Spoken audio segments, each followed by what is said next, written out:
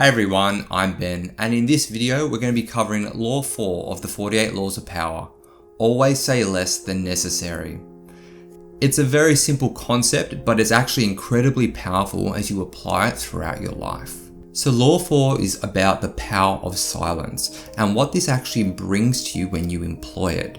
Now, think about when you see people in meetings, for example, at work that are always talking, they're always chatting, they really can't shut up. This is not someone that you associate with power. It's probably someone that you associate with insecurity or anxiety, that they are constantly chattering because they're trying to overcompensate to show to everyone that they're competent, that they deserve to be in the room. These are not the attributes of someone that is comfortable in their power, that is confident, and that they're not projecting that to the outside world. Now, conversely, think of a CEO, a president, someone of statesman-like characteristics. They are not there chatting, trying to showcase their brilliance to everyone. They are sitting comfortable in their position. They know they deserve to be in that room. They're not in doubt, and they're quiet and they're reserved. Now, what this also does by being silent and saying less than necessary, it brings about an air of mystery. People aren't 100% sure of what you actually think, of what your detailed thoughts are on a certain matter. So you have a level of unpredictability. You're able to be more intriguing. People want to know more about where you stand on something. You are going to be where the questions are directed to. They will want to understand what you actually think about this topic because you haven't just given it out openly to everyone around you. This is a powerful position to take, that people want to check and understand that they know where you stand on something, that they are coming to you for the information, not you are freely giving it out and hoping that they take it. So there's two reasons why this one's important. The first is if you are constantly talking, people will begin to think that you're a little bit untrustworthy. Where this comes about is if you're constantly chattering and telling everyone what you think about everything, they start to question your motivations. Why are you constantly talking? Why aren't you letting other people talk? Why are you trying to railroad the conversation? Why are you trying to only ensure that your views are taken into consideration? The other part here is that the more you talk, the more ammunition you give people around you. You're giving up more and more information. Now, when you're doing this on a large volume, constantly chattering, you start to slip up. You start to give away things that you didn't intend to say. You get a little bit nervous. We've all been in this situation where there is silence and you try and fill the space. You are starting to become anxious, not strategic, and you're giving up a lot of information that is going to be used against you. The other reason why this law is important is staying quiet can actually be a powerful tool, and this happens in contrast. If you are always quiet, always reserved, when you do speak, it is powerful. People take notice. You are doing something out of the ordinary. We've all been in meetings at work, for example, usually with a vice president or president or the CEO or an executive, and they're not saying anything throughout the entire meeting. However, as it starts to get to the pointy end, that's when they start to talk. They've been silent throughout the entire process, but when they speak, because of this, everyone turns their attention to them. They reorient their body language. They literally turn in their seats to look at the person that is talking. Now, this comes from the contrast. That person hasn't previously been talking, so a lot of the time you aren't facing them. Your body language isn't oriented to them. But when they do start talking, because of this, you do need to make a change. And this is a powerful thing to happen in a room. It is one of the true strings of power.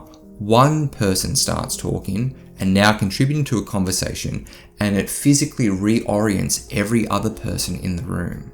The other part of this one is if you are quiet and use speaking up strategically, people think that you have something important to say.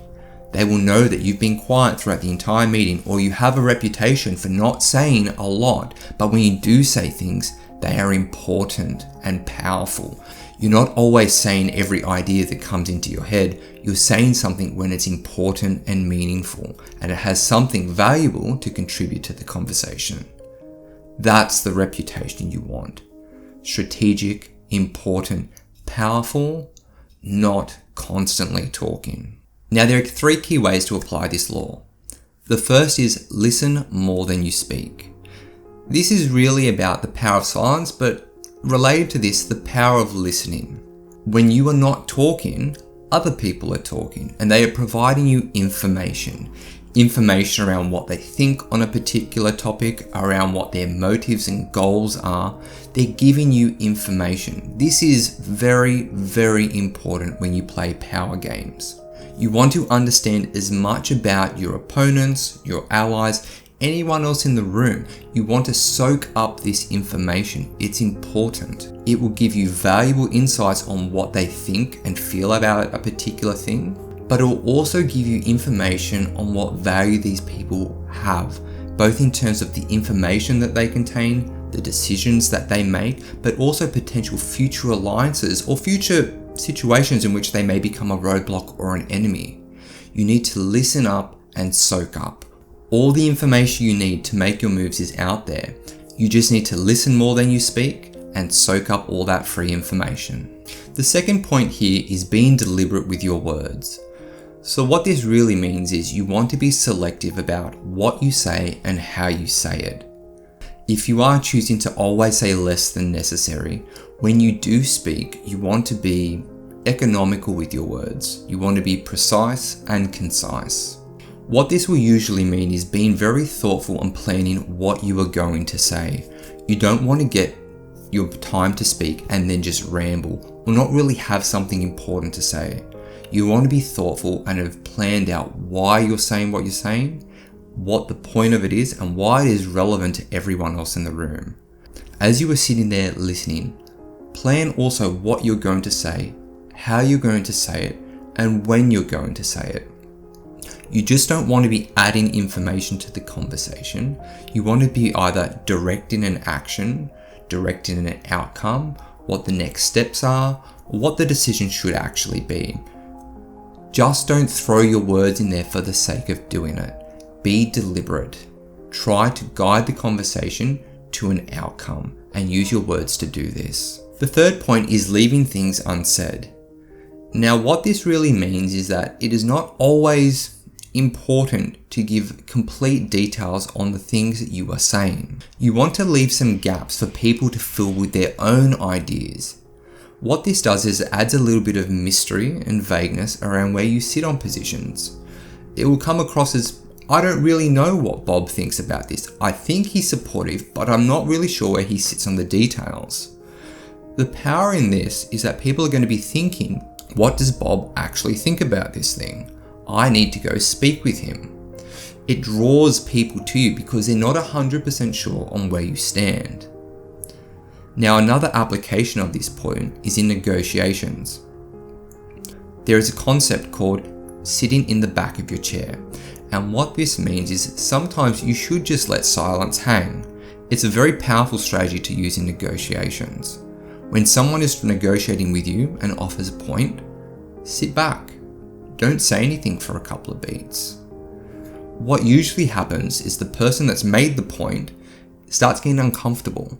They then start to try and fill that space that you've created, and this usually happens when they start negotiating against themselves.